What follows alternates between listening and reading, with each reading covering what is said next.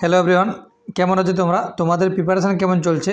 যদি এই ভিডিওটি ভালো লেগে থাকে একটু লাইক করে দিও এবং ভালো থাকে একটা কমেন্ট করে দাও। এবং যারা এই চ্যানেলে নতুন তারা চ্যানেলটিকে সাবস্ক্রাইব করার পর বেল আইকনটি ক্লিক করে দেবে। এবং এই ভিডিও ডেসক্রিপশন বক্সে হোয়াটসঅ্যাপ গ্রুপের লিঙ্ক আছে, সেই লিঙ্ক থেকে অবশ্যই তোমরা হোয়াটসঅ্যাপ গ্রুপে জয়েন হয়ে যাবে।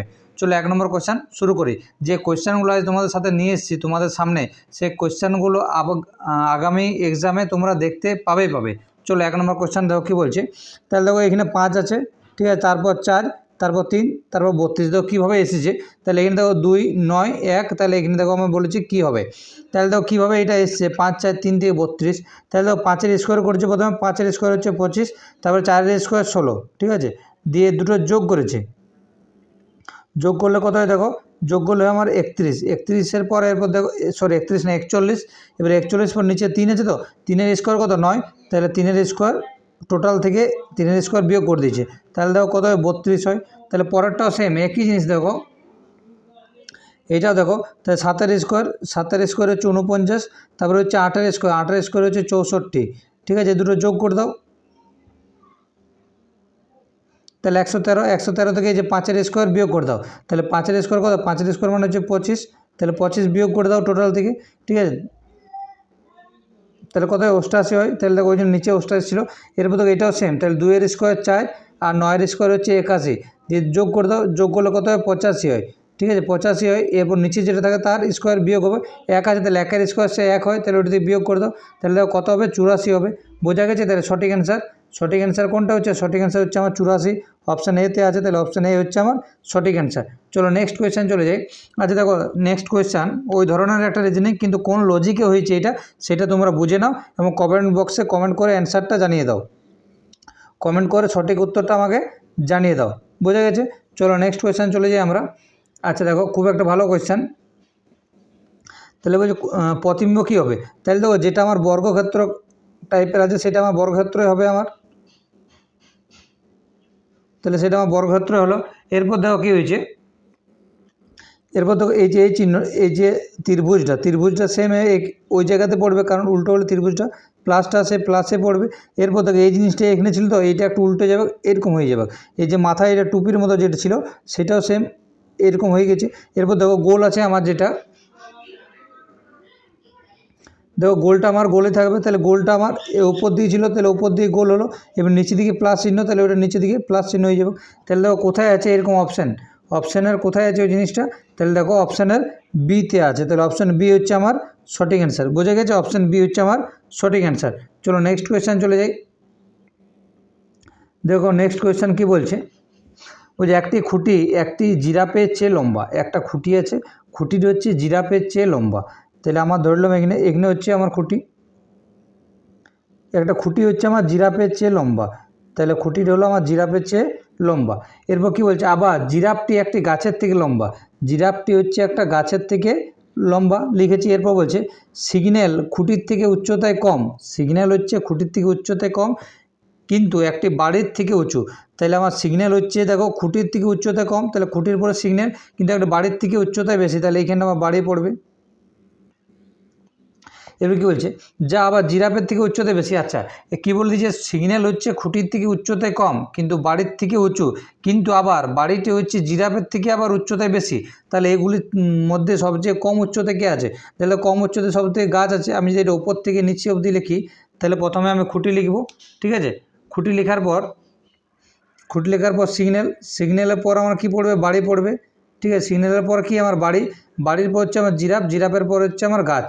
তাহলে বলছি সব থেকে আমার নিচে কোনটা আছে। তাহলে দেখো নিচে আমার সব থেকে কোনটা আছে, গাছ আছে। তাহলে আমার সঠিক অ্যান্সার কী হবে, গাছ হবে। অপশান দেখো সিতে আছে। তাহলে সব থেকে নিচে আমার কী আছে, গাছ আছে। তাহলে গাছ হবে আমার সঠিক অ্যান্সার। বোঝা গেছে? চলো নেক্সট কোয়েশ্চেন চলে যাই। আচ্ছা এই কোয়েশ্চেনটা তোমাদেরকে বহুবার করিয়েছি, এই ধরনের কোয়েশ্চেন যে পি এর অর্থ এরকম, কিউ এর অর্থ এরকম। তাহলে এটা তোমরা আমাকে কমেন্ট বক্সে কমেন্ট করে সঠিক অ্যান্সারটা জানিয়ে দাও। এটা তোমরা আমাকে কমেন্ট বক্সে কমেন্ট করে জানিয়ে দাও সঠিক অ্যান্সার, ঠিক আছে, কমেন্ট করে দাও। চলো নেক্সট কোয়েশ্চেন চলে যাই। আচ্ছা দেখো একটা কোয়েশ্চেন। দেখো আর যেটা আছে আর ওরকমই থাকবে, কিন্তু আর কি আমার আয়নার প্রতিবিম্ব বলে আমার উল্টে গেছে।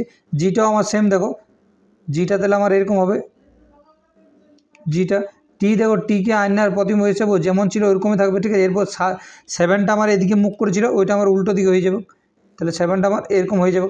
এরপর 2টা আমার তার উল্টো দিকে, ইটা আমার তার উল্টো দিকে, এফটাও সেম আমার।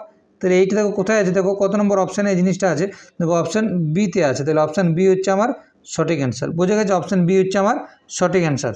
চলো নেক্সট কোয়েশ্চেন চলে যাই। আচ্ছা দেখো খুব একটা ভালো কোয়েশ্চেন, এই কোয়েশ্চেনটা বুঝতে পেরেছি তো ভালো, নাহলে দেখে নাও। তাহলে তো কী করেছে, 12 গুণিত 9 সমান 810, 15 ইন্টু 9 সমান হচ্ছে 513, তাহলে 13 ইন্টু 8 সমান কত, তাহলে 12-র সাথে 9 গুণ করলে কত হয়, 108 হয়। 12-র সাথে 9 গুণ করলে কত হয়, 108 হয়। এবার এইটা যেটা লাস্টে ছিল সেটা ওইটা ফার্স্টে লিখেছে, তারপর সংখ্যা দুটোকে উল্টে দিয়েছে, ঠিক আছে। তাহলে লাস্টেরটা ফার্স্টে লিখেছে 8, এবার দেখো 10 ছিল ওটা, এখানে কী লিখেছে 10 লিখে দিয়েছে। তাহলে এটাও সেম দেখো, তাহলে এটা 135 হয়, ঠিক আছে। 5টা আমার যেমন ছিল, 5টা 5 আছে, 5-এ লিখেছে, আবার এই যে 13 আছে, 13কে আবার ওই 13 থেকে লিখে দিয়েছে। তাহলে এইটাও সেম দেখো, এটা গুণ করো, 13-র সাথে 8 গুণ করো, তাহলে গুণ করলে কত হয়, 104 হয়। তাহলে প্রথম আগে 4 লিখবে, প্রথম আবার কী লিখবে, 4 লিখবে, তারপর যেমন আছে সেরকমই লিখে দেবে। তাহলে 410 হবে। তাহলে কোথায় দেখো 410, সঠিক অ্যান্সার দেখো কোনটা হয়ে যাবে, অপশান সি হচ্ছে আমার সঠিক অ্যান্সার। বোঝা গেছে, অপশান সি হচ্ছে আমার সঠিক অ্যান্সার। 104 হয়েছিল, ওইখান থেকে 410 হয়ে যাবে, তাহলে 410 হবে আমার সঠিক অ্যান্সার। চলো নেক্সট কোয়েশ্চেন যাই।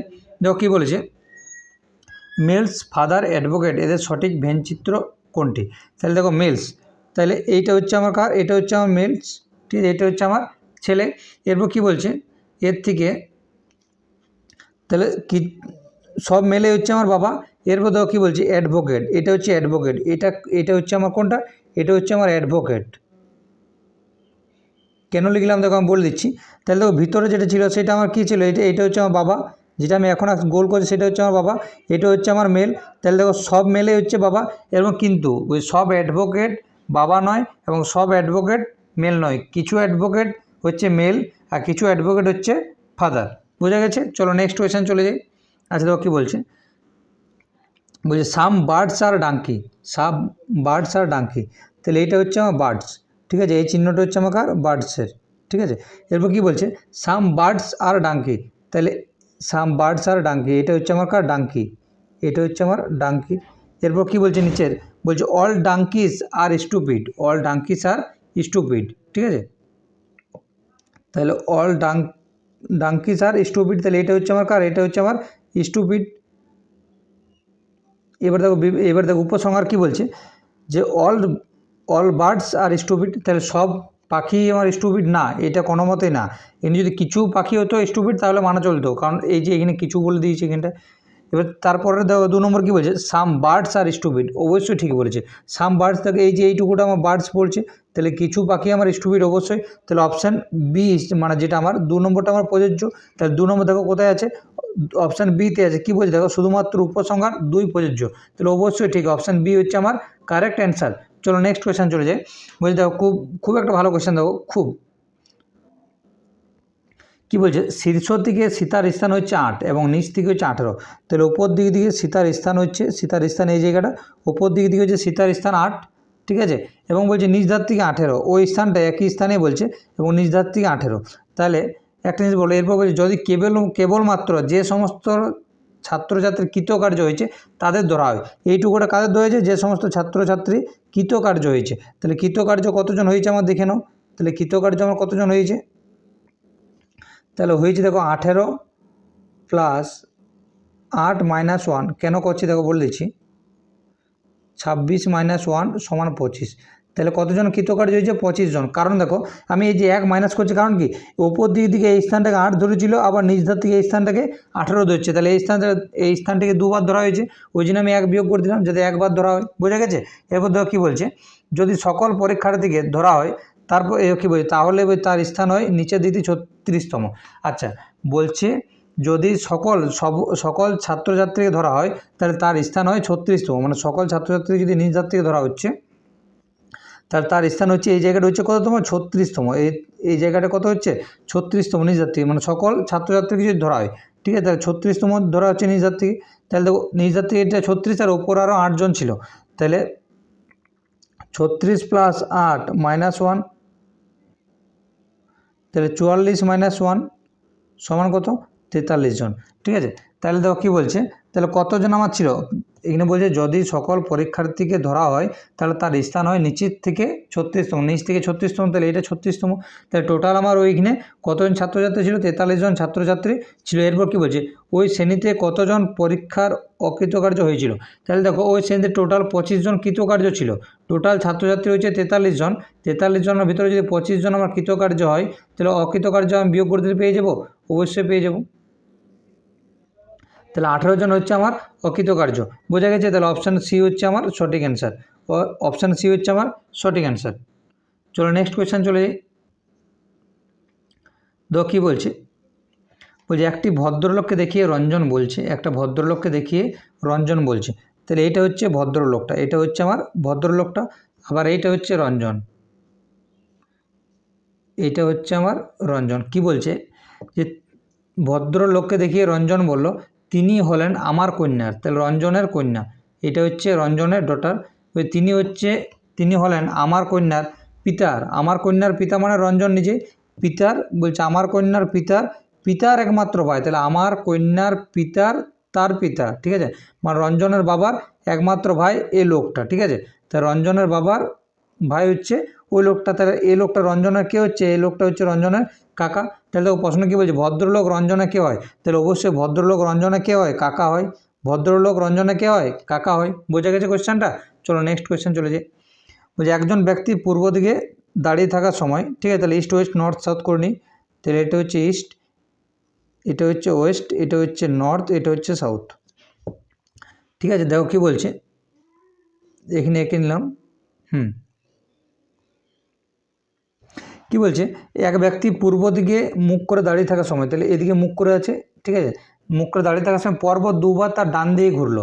তাহলে একবার এদিকে ঘুরেছে, ঘুরে যাওয়ার পর আবার ডান দিকে ঘুরেছে, এখন এই জায়গায় আছে। ঘোরার পর যে এবার পরপর 3বার ঘুরলো তার বাঁ দিকে, 3বার তার ঘুরেছে বাঁ দিকে, তাহলে এদিকে একবার বাঁ দিক একবার ঘুরলো, এদিকে যে আরেকবার এখানে ঘুরলো, এদিকে যে এখানে আবার 3বার ঘুরে গেছে। এরপর বলছে সব শেষে পরপর 2বার ঘুরলো তার ডান দিকে, ঠিক আছে, তাহলে তার ডান দিকে ঘুরলো, এখানে গেল, আবার এইখান থেকে এদিকে চলে এলো, তাহলে নিচের দিকে মুখ ঘুরে এখন দাঁড়িয়ে আছে। তাই বলছে এখন সে কোন দিকে মুখ করে দাঁড়িয়েছে? নিচ দিকটা কোন দিক? নিচ দিকটা হচ্ছে আমার দক্ষিণ দিক। নিচ দিকটা হচ্ছে আমার কোন দিক? নিচ দিকটা হচ্ছে আমার দক্ষিণ দিক, মানে সাউথ দিক। তাহলে বলছে কোন দিকে মুখ করে দাঁড়িয়ে আছে, তাহলে আমরা অবশ্যই বুঝতে পারছি লোকটা আমার কোন দিকে মুখ করে দাঁড়িয়ে আছে? দক্ষিণ দিকে মুখ করে আমার দাঁড়িয়ে আছে। অপশান ডি হচ্ছে আমার সঠিক অ্যান্সার। চলো আজ এই পর্যন্তই।